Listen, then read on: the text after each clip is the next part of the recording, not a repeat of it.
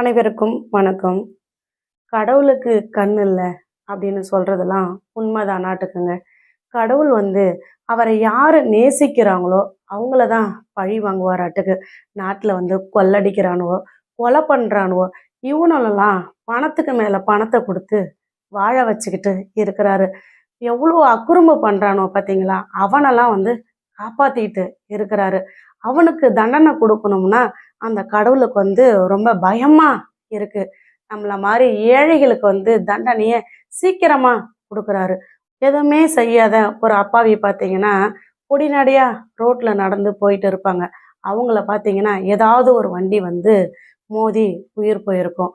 இதே தப்பு பண்ணுவான் பாருங்க, உல்லாசமா பல ஊருக்கு டூரு போவான். ஆனா அவன் காருக்கெல்லாம் எந்த ஒரு விபத்தும் வராம காப்பாத்துவாரு இந்த கடவுள். இதை ஏன் நான் சொல்றேன் அப்படின்னு பார்த்தீங்கன்னா, இன்னைக்கு கூட பார்த்தீங்கன்னா ஓம் சக்தி கோயிலுக்கு மாலை போட்டுக்கிட்டு திருப்பத்தூர் மாவட்டத்துல இருந்து மேல்மருவத்தூரை நோக்கி போய்கிட்டு இருக்காங்க. ஒரு தனியார் பேருந்துல தான் அவங்க எல்லாரும் போறாங்க. இடையில எங்கேயாவது நம்ம டீ குடிப்போம் அப்படின்னு சொல்லிட்டு அந்த வண்டியை நிறுத்தும் போது மின்கம்பம் மோதி இருக்கு. அந்த மின்கம்பம் மோதினதுல ஒரு பொண்ணு உயிர் போயிருக்குங்க. அப்போ அந்த சாமிக்கு கண்ணு இல்லை பாருங்க. அந்த குழந்தை யாரை வேண்டி போகுது?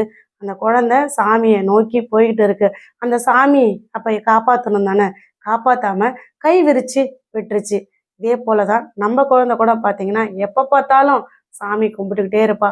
குங்குமமும் நீரும் வச்சானா சாயந்தரம் வரைக்கும் அலையாது. கடவுளை நேசிச்சா, கடவுளை கும்பிட்டா. ஆனா அந்த கடவுள் என் பிள்ளை உயிர் போகும்போது கல்லாவே இருந்துட்டாரு. அதை நினைக்கும் போதெல்லாம் மனசு ரொம்ப வருத்தமா இருக்குதுங்க. இப்போ எங்க ஊர்ல கூட ஒரு தம்பிக்கு 23 வயசு ஆகுது. 23 வயசாகி அவன் வேலைக்கு போயிருக்கான். வேலைக்கு போன இடத்துல பார்த்தீங்கன்னா அவனுமே மின்கம்பம் தாக்கி தான் இறந்து போயிட்டான். அந்த பையனுமே பார்த்தீங்கன்னா மாலை போட்டிருக்கான். யாருக்கு? ஐயப்பனுக்கு மாலை போட்டிருக்கான். அந்த பையன் இப்படி மின்கம்பம் தாக்கி இப்படி சாஞ்சபடி கிடக்குறான். கருப்பு சட்டையோட மாலையோட பார்க்கும்போது மனசு பதறுது. அட பாயா போன கடவுளே, உன்னை நம்பி தானே மாலை போட்டிருக்கான். இப்படி மாலையோட இதை பார்க்கும்போது நீ எங்க போன? எங்களுக்கெல்லாம் பார்க்க பரிதாபமா இருக்குதே. கடவுள் இருக்கிறாரு அப்படிங்கிற நம்பிக்கையில தானே அவன் மாலை போட்டு காலையிலையும் அந்திலையும் குளிச்சுட்டு விரதம் இருந்தான். நான் இப்படி பண்றியே கடவுளே அப்படின்னு மனசு வெறுத்து போகுதுங்க. இந்த மேல்மருவத்தூருக்கு மாலை போட்டுட்டு போன அந்த பெண் குழந்தையும் சின்ன வயசு தான். இந்த ஐயப்ப மாலை போட்டிருந்த பையன் இறந்தவனும் சின்ன வயசு தான். இவங்கெல்லாம் என்னங்க தப்பு பண்ணுனாங்க? அவங்க ஏதாவது கொலை பண்ணியிருக்காங்களா? அவங்களுக்கு அந்த கடவுள் தண்டனை கொடுக்குது? இல்லை என்ன பண்ணுனாங்க அவங்க? சொல்லுங்க பார்க்கலாம். ஆனா கொலை பண்ணியிருக்கான் பார்த்தீங்களா? அவனுடைய பிள்ளைங்களை தண்டிச்சிருந்தா நம்ம மனசெல்லாம் ஒரு ஆறுதல் அடையும். ஆனா அவனுங்க வீட்டு பிள்ளைங்கெல்லாம் சந்தோஷமா ஏசியில இருக்குதுங்க. நம்மள மாதிரி ஏழை வீட்டு குழந்தைகளை உயிர்களை மட்டும் இந்த கடவுள் சீக்கிரமா பறிச்சுக்கிறான். கடவுளுக்கு கண்ணு இல்லை, கடவுள் ஒரு கல்லு தான் அப்படிங்கிறது இந்த மாதிரி பிஞ்சி உயிர்கள் போகும்போது நமக்கு ரொம்ப மனசு வேதனையா இருக்குங்க. அந்த கடவுளை வெறுக்கத்தான் செய்யுது. வேண்டணுங்கிற எண்ணம் நமக்கு வரவே மாட்டேங்குதுங்க. நாட்டில் எவ்வளவோ தப்பு பண்ணிட்டு திமிராவும் தெனாவட்டாவும் வாழ்ந்துக்கிட்டு இருக்கிறானுவோ, அவனுடைய உயிர்களாம் பறிக்காம வேடிக்கை பார்த்துக்கிட்டு இருக்கிறாரு இந்த கல்லா இருக்கக்கூடிய இந்த கடவுள். கடவுள் தான் அப்படி பண்றாரு அப்படின்னா மனுஷனா இருக்கிறவனுக்கு அது கொஞ்சமாவது ஈவு இறக்கம் இருக்கணுங்க. நம்ம வீட்டு பிள்ளைய கொலைதான் பண்ணியிருக்கான் அப்படிங்கிறது எத்தனையோ பேத்துக்கு தெரிஞ்சும் மௌனமா இருக்கிறாங்க. வெளியே சொல்லாம நடந்தது என்ன அப்படிங்கிறது கண்டிப்பா நூற்றுக்கணக்கான பேத்துக்கு தெரியும். யாராருக்கெல்லாம் தெரியும் அப்படின்னு பார்த்தீங்கன்னா கண்டிப்பா அன்னைக்கு அந்த பள்ளிக்கூடத்துக்குள்ளார எத்தனை பேர் இருந்தாங்களோ அத்தனை பேத்துக்கும் பிள்ளைக்கு என்ன நடந்தது அப்படிங்கிறது தெரியும். சின்ன சேலம் காவல் நிலையத்துக்கு தெரியும். எத்தனையோ அரசியல்வாதிகளுக்கு தெரியும். இப்போ கலவர வழக்குல வந்திருக்கக்கூடிய அதிகாரிகளுக்கும் கண்டிப்பா தெரியும். எஸ்ஐடி டீம்னு வந்தாங்க பார்த்தீங்களா, கலவர வழக்கு, அவங்களுக்கும் தெரியும். நம்மளுடைய வழக்கை கையாண்டாங்க பார்த்தீங்களா, சிபிசிஐடி போலீஸ்காரங்க, இவங்களுக்கு தெரியும். இவங்களை எல்லார விடையும் மருத்துவர்களுக்கு தெரியும். இத்தனை பேரும் எல்லா உண்மைகளும் தெரிஞ்சும் மௌனம் காக்குறாங்க. அதுதாங்க ரொம்ப மனசு வலிக்குது. இவங்க மட்டும் இல்லைங்க, கண்டிப்பா அந்த சம்பவம் நடந்த அன்னைக்கு கள்ளக்குறிச்சியில யாரு கலெக்டரா இருந்தாரோ அந்த கலெக்டருக்கு கண்டிப்பா என்ன நடந்தது அப்படிங்கிறது தெரியும். அங்க இருக்கக்கூடிய கல்வித்துறை சிஓ, டிஓ இவங்க எல்லாருக்குமே தெரியும். எத்தனையோ அமைச்சர்களுக்கு தெரியும்.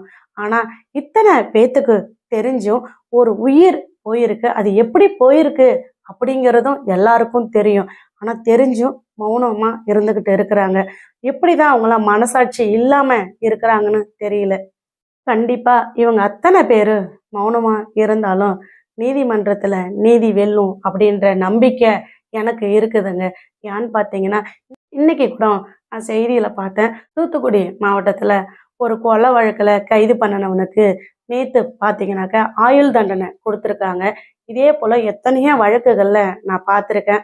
பல வருடங்கள் ஆனாலும் அவங்களுக்கு ஆயுள் தண்டனை கிடைக்குது. ஒரு சில வழக்குகள்லாம் நம்ம பார்த்துக்கிட்டு தான் இருக்கிறோம். ஏன் நம்ம கோகுல்ராஜ் வழக்குல கூட பார்த்தீங்கன்னா, யுவராஜ் நெனச்சிருப்பான், நம்மள யாரு என்ன பண்ண முடியும் அப்படின்னு நெனச்சான். ஆனா நீதிமன்றம் வந்து அவனுக்கு ஆயுள் தண்டனை குடுத்துருக்கு. அதே போல என் பிள்ளைய எவன் என்ன பண்ணுனானோ அவனுக்கு நிச்சயம் ஆயுள் தண்டனை கிடைக்கும் அப்படின்ற ஒரு நம்பிக்கையோட நீதிமன்றத்தை நம்பி பயணிச்சுட்டு இருக்கிறோம். கண்டிப்பா நீதி வெல்லுங்க. நம்புட்டு குழந்தைய எவன் துடிக்க துடிக்க சித்திரவதை பண்ணி கொலை பண்ணனானோ அவனுக்கு கண்டிப்பா ஆயுள் தண்டனை கிடைக்குங்க. இந்த 2.5 வருஷ காலமா நம்ம குழந்தை எல்லார் மனசுலயும் வாழ்ந்துகிட்டு தான் இருக்கா. நேத்து கூட அந்த சவுதியில இருந்து ஒருத்தர் கால் பண்ணினாரு. கால் பண்ணி அழுதாரு. அம்மா கவலைப்படாதீங்க. உங்க குழந்தை மாதிரி ஒரு குழந்தைய தமிழ்நாட்டுல நான் பார்த்ததே கிடையாது. அவ்வளோ அழகாவும் அவ்வளோ அழகா முகலட்சணத்தோட இருக்குது. அந்த குழந்தை முகத்தை பார்க்குற ஒவ்வொரு நாளும் நான் கண்ணீர் விட்டுட்டு இருக்கிறேன். எத்தனையோ நாள் உங்க கூட நான் பேசணும்னு நினைச்சேன். ஆனா என்னால பேச முடியல.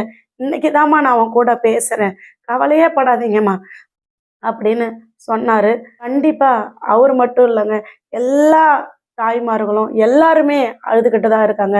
ஸ்ரீமதிக்கு எப்போ நீதி கிடைக்கும், அந்த நாய்ங்களுக்கு எப்ப சரியான தண்டனை கிடைக்கும் அப்படின்னு ஒவ்வொருத்தங்களும் ஒவ்வொரு நாளும் எதிர்பார்த்துட்டு இருக்கிறாங்க.